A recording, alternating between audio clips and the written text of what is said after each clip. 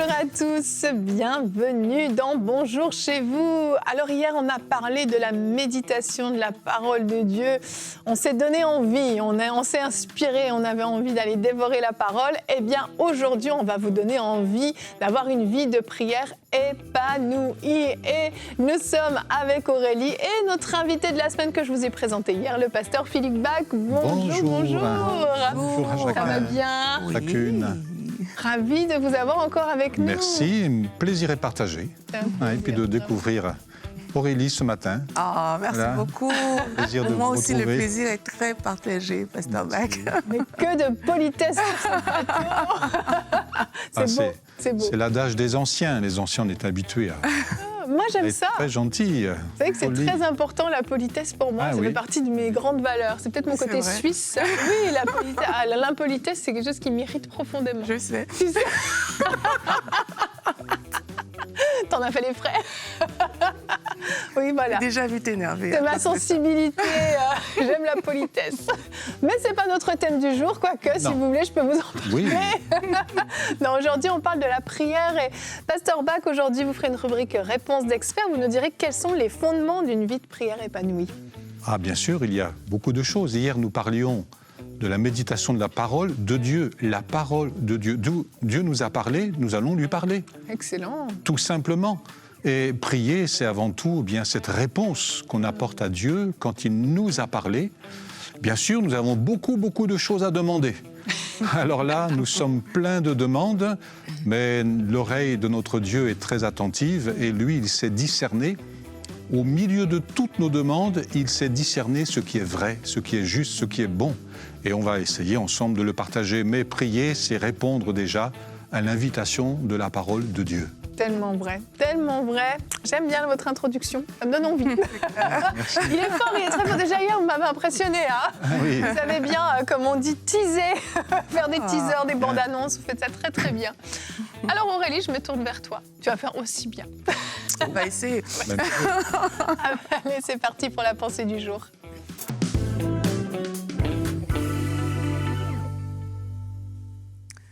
La prière, comme le pasteur Bach vient de le dire, mais c'est une communication avec le Seigneur.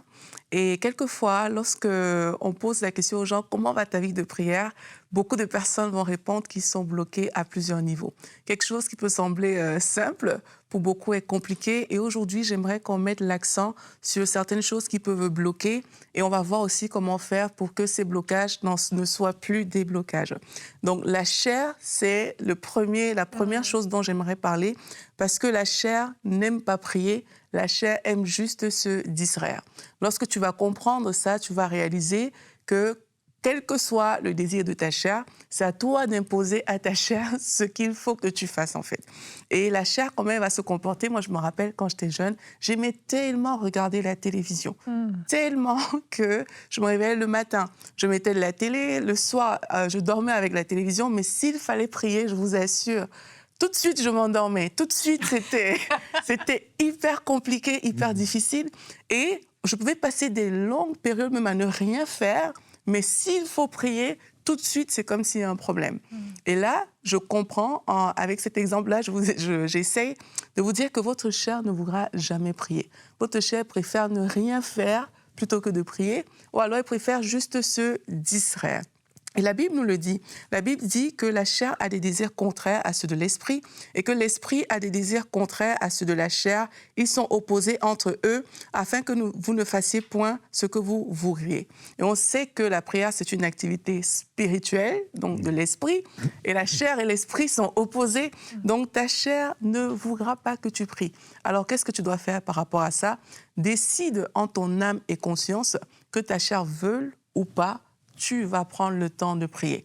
Juste cette simple décision de mettre en place des temps où tu sais qu'à ce moment-ci, je viens passer du temps avec mon Seigneur, que ma chair le veuille ou pas, que les distractions m'attirent ou pas, tu vas voir que ça va te permettre d'entrer dans cette communication avec Dieu et ça va développer ta vie de prière. Dans le même ordre d'idée, j'aimerais aussi parler du péché. Vous savez, quand on pêche, il y a une honte qui va venir et qui va éloigner les gens de la présence de Dieu parce que la honte va tu vas te sentir souillé. Tu ne vas pas vouloir tout de suite aller dans la présence de Dieu. Mais si tu as péché, la parole t'encourage, repens-toi. Dieu, il est fidèle pour te pardonner. Dieu, il ne te regarde pas selon tes faiblesses. Il ne te traite pas selon tes faiblesses. Jésus-Christ a payé le prix à la croix pour toi, pour moi. Donc, repens-toi et va dans la présence de Dieu qui est prêt à t'accueillir.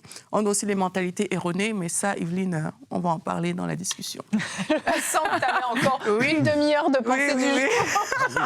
J'ai beaucoup aimé ta fin. Tu t'es auto-censurée. Merci beaucoup, Aurélie. La chair, super, super important, mais effectivement, il y a les mentalités erronées.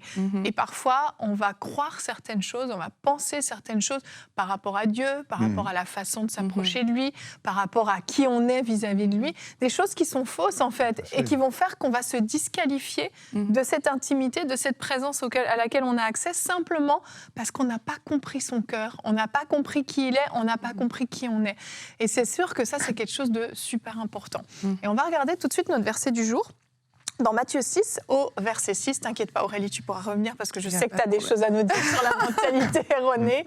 Matthieu 6, au verset 6, nous dit « Mais toi, quand tu veux prier, va dans ta pièce la plus retirée, verrouille ta porte et adresse ta prière à ton Père qui est là, dans le lieu secret. Et ton Père, qui voit dans ce lieu secret, te le rendra. » Il y a certaines versions qui disent « Qui te voit dans le lieu secret. » Et en fait, quand je lisais ça, je me suis dit, en fait, ça nous parle de deux choses intéressantes par rapport au blocage qu'on peut avoir. Premièrement, on te dit d'aller dans la pièce la plus retirée et de verrouiller ta porte. On s'éloigne des distractions, en fait. On s'éloigne du bruit, on s'éloigne peut-être de la télévision, on s'éloigne peut-être de notre téléphone aujourd'hui, on s'éloigne des distractions, on se met à part et on rentre dans une intimité. On enlève tout ce qui peut faire obstacle à cette intimité, mais aussi on vient parler à notre Père. Notre Père est là, nous attend. Et d'avoir effectivement cette révélation, cette conscience, cette compréhension que Dieu est là et quand tu vas, tu parles avec lui. La prière, c'est une communication et vous l'avez dit au début, il y a cet échange avec Dieu. C'est important. C'est un cœur à cœur. Tu parles avec celui qui t'aime et avec celui que tu aimes. Car le moteur essentiel de la vie de prière, c'est déjà ce cœur à cœur. J'aime mon Dieu, j'aime mon Seigneur, j'aime mon Sauveur. Il y a un texte de l'Écriture, il dit « Il prie pour vous parce qu'il vous aime ». On se met à prier pour quelqu'un ou on prie pour que Dieu bénisse les autres. Donc un des obstacles à la prière, c'est certainement un manque d'amour aussi. Et je le redirai aussi tout à l'heure. C'est très vrai. Oui, très vrai. Le manque d'amour, mais même le manque de révélation. Oui. Parce que quand tu réalises qu'on a été créé, on a été sauvé pour dépendre de Dieu. Mais aujourd'hui, beaucoup de personnes, c'est comme s'ils ont plusieurs options. Quand tu sais que tu dois dépendre de Dieu, tu sais que c'est dans sa présence que tu dois tirer les sources de ta vie. C'est dans sa présence que, en fait, le Seigneur doit te parler. Tu dois connaître sa volonté, que ce soit par la parole, dans la prière. Il va te montrer des choses. Et aujourd'hui, on a tellement d'options devant nous. On a une vie que le monde peut nous proposer qui fait en sorte qu'on ne recherche pas la vie de Dieu, forcément, que Dieu veut aussi nous proposer. Parce que toute personne qui recherche la vie que Dieu veut lui proposer va obligatoirement prier. Tu ne peux pas vivre cette vie-là sans passer du temps avec Dieu dans la prière. Donc, je pense que le fait qu'il y ait beaucoup d'options qui se présentent à nous dans ces temps, dans cette génération, parfois, ça peut aussi être un piège et des blocages pour beaucoup de personnes. Aussi, il y a tout ce qui est rigidité. Tu vois, parfois, les personnes vont dire... J'ai beaucoup aimé le mot « cœur à cœur ». Tu vois, dans un cœur à cœur, c'est naturel. Oui, c'est simple. C'est simple. On se parle. C'est le cœur qui parle. Mais parfois, il y a des gens seront découragés parce que j'ai l'impression qu'il n'y a rien qui se passe lorsque j'essaye de prier. Oui. Mais pourquoi rien ne se passe? Parce que je ne suis pas dans un cœur à cœur. Je suis soit dans des récitations, je suis en mode rigide, que c'est obligé de se faire de cette manière, à cette heure, à cet endroit. Et cette rigidité-là tue la relation. Et quand il n'y a pas de relation, c'est là qu'il y a un blocage aussi pour la prière. Parce que c'est plus facile de parler à quelqu'un avec qui je suis en relation plutôt que de parler à quelqu'un qui a l'air très, très loin de moi et qui m'oblige en plus à me réveiller à une certaine heure, à faire certaines choses d'une certaine manière. Tu vois, moi, je pense que ça peut aussi être un blocage pour plusieurs. Je pense même, je me demande si ce n'est pas le numéro 1 même. Le fait, cette absence de relation, en fait. On ne voit pas la personne. L'impression d'un monologue, finalement, en fait. On s'entend soi-même, on s'écoute soi-même. Et même, on peut se sentir des fois même un peu ridicule, en fait, à parler tout seul dans une pièce. Pour de vrai, je pense que c'est vraiment un vrai élément bloquant. C'est parce qu'en fait, on n'a pas appris à développer cette relation et à ressentir. La conscience de Dieu. C'est ça. La conscience de Dieu, c'est essentiel dans la prière. Il est là. Le texte que, Evelyne, tu as lu tout à l'heure, c'est ça. Hein. Il est là. Il voit, il entend dans le secret, il est là. Complètement. Ça, c'est extraordinaire. Hein. Mais ce qu'il y a, c'est que des fois, on ne le ressent pas forcément. On ne l'entend pas forcément. Moi, j'entends beaucoup de gens me dire ça. Oui, mais c'est bien gentil, mais moi, j'entends pas sa voix. Moi, je ressens pas sa présence. Quand je prie, il se passe rien. Et j'en ressors comme j'en suis arrivée. Et c'est justement là que ça crée cette difficulté. Puis je suis sûre que vous aurez des réponses à nous partager tout à l'heure. Mais je crois que vraiment, ça, c'est aussi le cri du cœur de certaines personnes, de se dire, mais je ne vis rien dans la prière. Comment je pourrais avoir envie de faire quelque chose qui ne m'apporte rien, finalement? Ce qui est un mensonge, hein. Je précise, c'est faux. Mais c'est le ressenti qu'on peut avoir parfois. Bon, moi, j'aimerais aussi encourager juste en disant que nous tous, on a commencé comme ça. Hein. On a commencé comme ça, où on ne savait pas trop. Je ne veux pas aller trop dedans, parce que je sais que c'est très divers. On ne savait pas trop ce que c'était. Mais moi, j'ai aussi compris que c'est de l'exploration avec Dieu. C'est une très belle aventure. C'est OK, Seigneur, je ne comprends pas, mais révèle-toi à moi. Et puis, comme on dit relation, dans ce relationnel, le Seigneur va se révéler à toi comme il ne s'est pas révélé à d'autres personnes. Et c'est à toi, en fait, de creuser, de découvrir. Et c'est toi qui auras ta propre histoire avec Dieu qui ne ressemblera pas du tout à l'histoire de ton voisin ou des personnes autour de toi. Mais il y a aussi un blocage, quand même, Evelyne, qui revient beaucoup, c'est les pensées. Plusieurs personnes disent que quand elles veulent prier, leur pensée, ça va dans tous les sens. Hein. Voilà. Et moi, je sais, parce que moi, parfois, je veux prier, je pense au yaourt. Tu vois? Pour toi, c'est une idole dans ta vie, le yaourt, n'en parlons pas. Tu penses à des trucs, tu te dis, mais pourquoi? Ça vient chercher quoi à ce moment? Et parfois, il y a vraiment des gens, c'est vraiment beau. Même des fois, c'est des oppressions. Oui, beaucoup de pensées. Mais toi, tu as une solution par rapport à ça. Ah bon? Ben oui, la prière à haute voix. Ah, qu'on parlait tout à l'heure. On en parlait hors antenne. Oui, prier à haute voix, je trouve énormément. Donc, je sais que certains vont dire, moi, je préfère prier dans mon cœur. Mais franchement, si tu pries à haute voix, c'est un petit peu comme la lecture de la parole. On en parlait hier. Tes oreilles entendent, les paroles que tu dis viennent et ça devient tes pensées, en fait. Il y a comme un tout. Et ça va éviter de partir dans tous les sens. Mais ça, c'est pour autant qu'on soit concentré sur notre prière. Parce que parfois, on récite tellement par cœur des façons de prier. C'est tellement un enchaînement de mots qu'on a tellement dit que là, nos pensées partent dans tous les sens. Mais je pense que si oui, on est conscient de ce qu'on prie, et qu'on prie à haute voix, ça va aider. Moi, je continue. Moi, c'est pour les pensées. Moi, je continue. Je ne m'arrête pas. Oui, même si les pensées viennent, tu continues. Je continue jusqu'à... Et tu vas voir qu'à un certain moment, parce que tu as persévéré, de fait, ces pensées vont partir. Je vous donne la parole ou vous voulez ajouter quelque chose? Non, j'allais dire que la prière, c'est beaucoup la pensée. C'est vrai. Parce qu'on pense, on médite, on réfléchit. La pensée est associée à la prière. C'est vrai. Et après, on formule des mots liés à tout ce travail intérieur, mais avec beaucoup d'interférences. C'est vrai. Les interférences, c'est pas mal. Moi, je vous laisse la parole parce qu'on a énuméré plein de problèmes. On a donné quelques bribes de solutions, mais je pense que les gens ont envie de dire « Ok, je me suis pleinement reconnue dans les blocages, je suis bloquée, débloquez-moi ». Eh bien, on enchaîne avec la rubrique Réponse d'experts. Quels sont les fondements d'une vie de prière épanouie?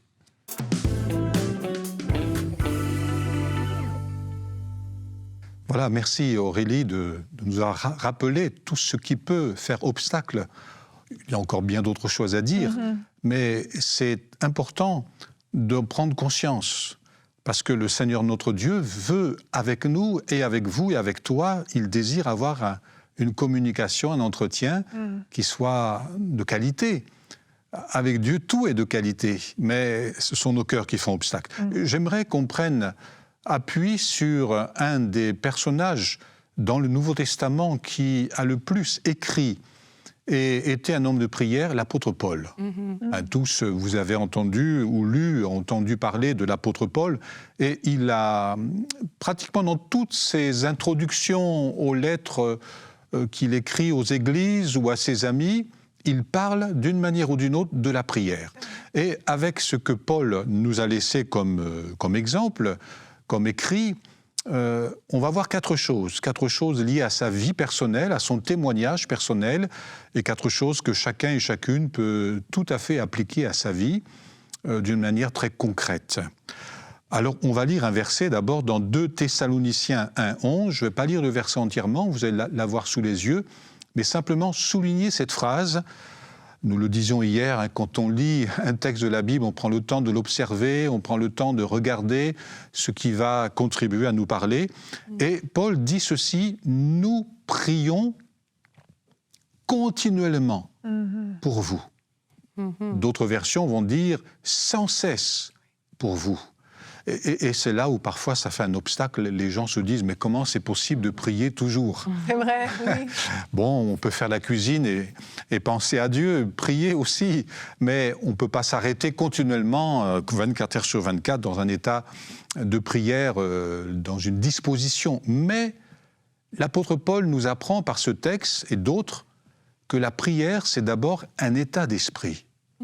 Avant d'être ce moment où on entre dans sa chambre, on a ce lieu secret où on est seul avec le Seigneur pour parler. La prière, c'est un état d'esprit, jour et nuit. Paul dira « jour et nuit, je me souviens de vous ». Il avait une mémoire, une bonne mémoire. Continuellement, je prie et nous prions pour vous. C'est un état d'esprit dans lequel il te faut et il vous faut entrer. Vous avez reçu Christ comme votre Sauveur. Vous avez reçu la vie de Dieu, vous avez reçu la vie de l'Esprit.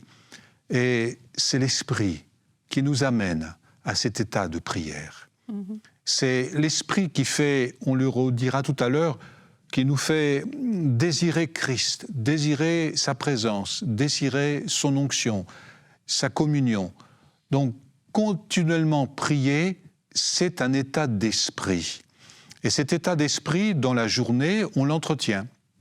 On l'entretient avec des cantiques. Je sais que mon épouse aime beaucoup le matin passer du temps, elle fait des choses, mais elle écoute les cantiques. Et elle chante. Et c'est déjà cela, un état d'esprit de prière. C'est vrai. C'est déjà ça, un des fondements de la vie de prière. Louer le Seigneur. Lui rendre grâce, le remercier, chanter avec ceux qui ont composé des cantiques inspirés. Et ça élève votre âme. Ça vous établit dans un état d'esprit de foi, de prière, et c'est une dynamique qui est là dans votre journée. Et puis tout le long de la journée, quelles que soient les activités, quel que soit le travail, quand on est dans cet état d'esprit de la prière, on pense au Seigneur. Je pense à un homme de Dieu qui s'appelait Néhémie. À un moment donné, Néhémie se retrouve devant celui qu'il avait à servir. Il avait un cœur pour Jérusalem, un cœur pour bénir son pays. Et le roi qui était là, il avait quelque chose à lui demander. L'Écriture dit qu'il a simplement fait une prière intérieure. Il a élevé sa voix en disant « Seigneur, mais permets-moi de trouver grâce auprès de ce roi ». Simple prière, mais qui avait été précédée pendant des semaines et des semaines où il avait intercédé, il pensait. C'était tout un travail de l'esprit au-dedans de lui-même. Mais à un moment donné, il a formulé alors la prière qui était juste. Et le roi lui a accordé ce dont il avait besoin pour monter à Jérusalem et, vous le savez, rebâtir les murailles de Jérusalem. C'est un état d'esprit d'abord, la prière. Et chez Paul, c'était une réalité. Chez vous, bien-aimés, et chez toi, bien-aimé, cela peut devenir une réalité.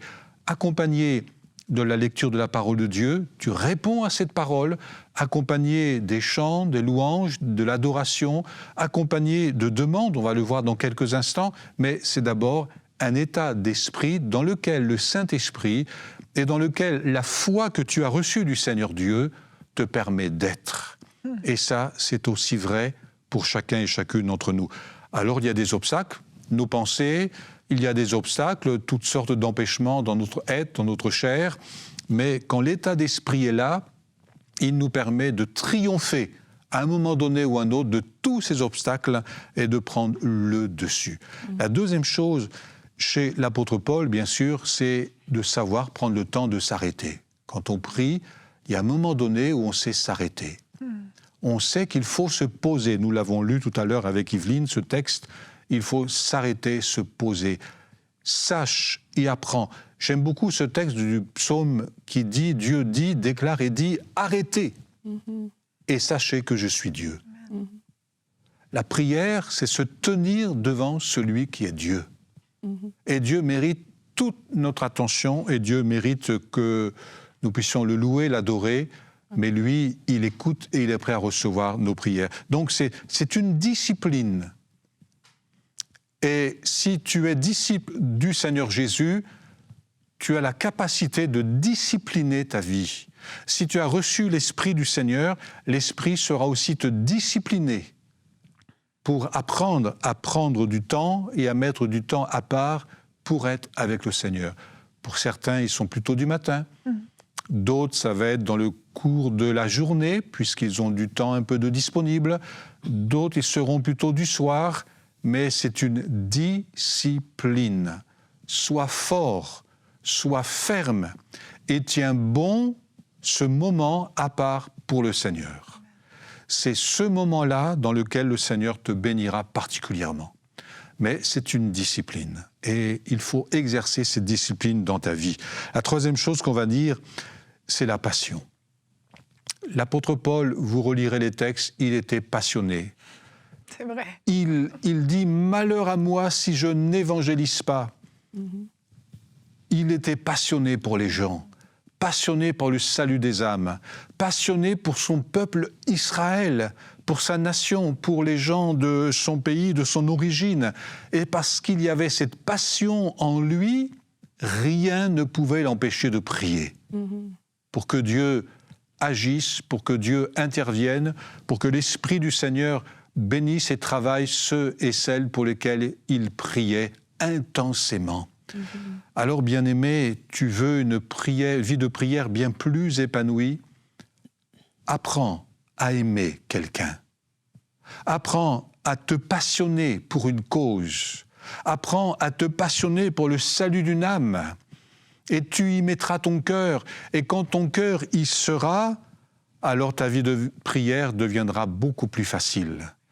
Mais tant que tu ne prends pas à cœur une situation, une problématique dans la vie de quelqu'un ou dans la vie des tiens, de ta maison, alors ta prière deviendra difficile. C'est une passion. On prie parce qu'on aime. Il prie pour vous parce qu'il vous aime.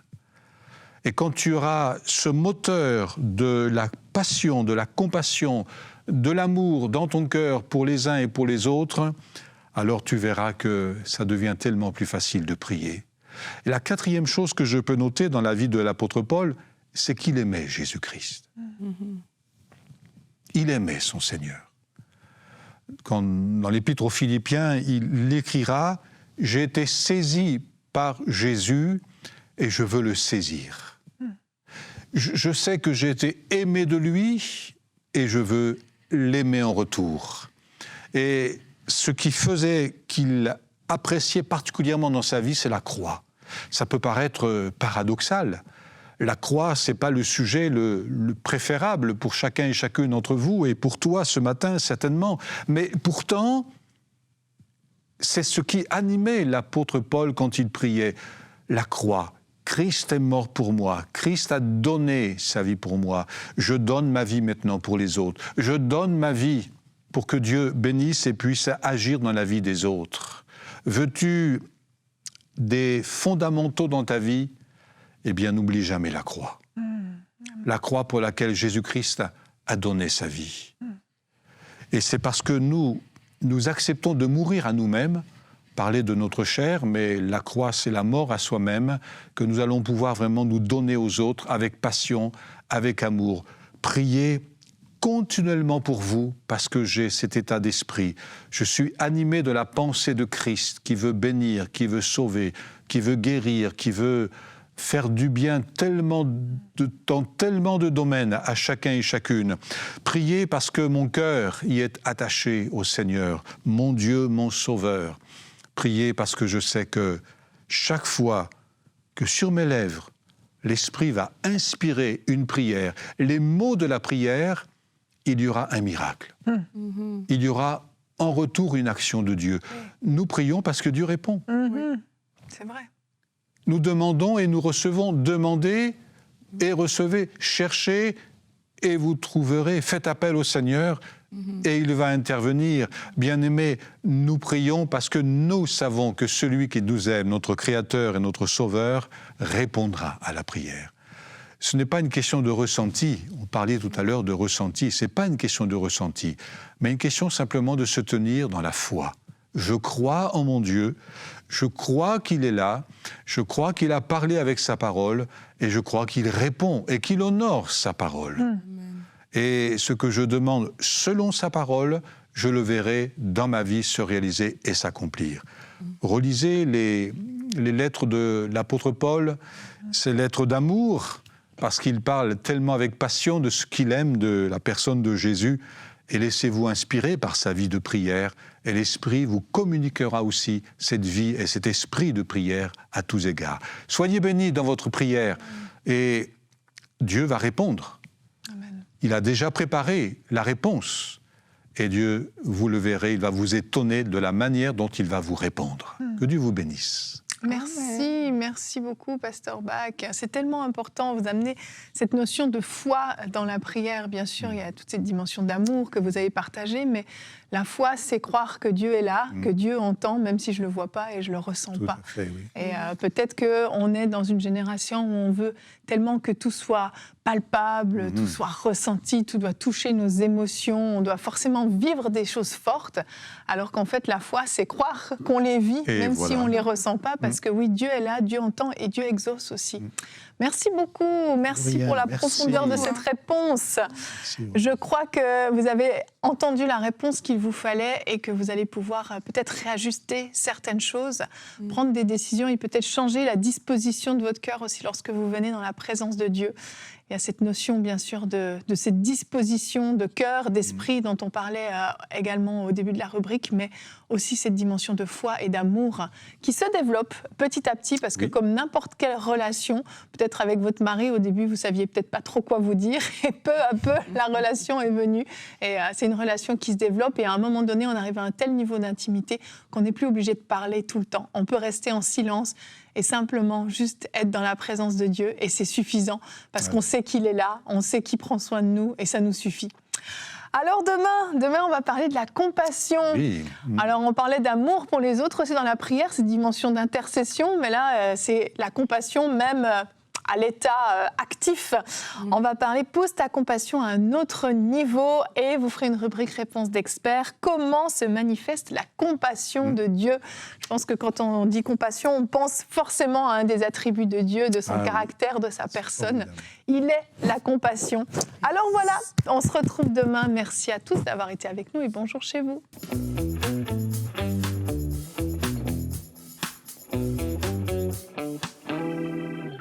Hello la famille des partenaires, je suis avec l'équipe d'À table avec Annabelle et on se prépare pour retourner dans le studio pour tourner une super émission pour vous et on voulait vous saluer et vous remercier. Merci les amis! Un grand merci à vous tous parce que vous voyez, c'est grâce à vous qu'on peut faire ces émissions et que je peux faire ces émissions avec ces super femmes. On se dit à bientôt, bye bye! Un grand merci à tous nos partenaires qui donnent pour voir des vies transformées partout dans la francophonie.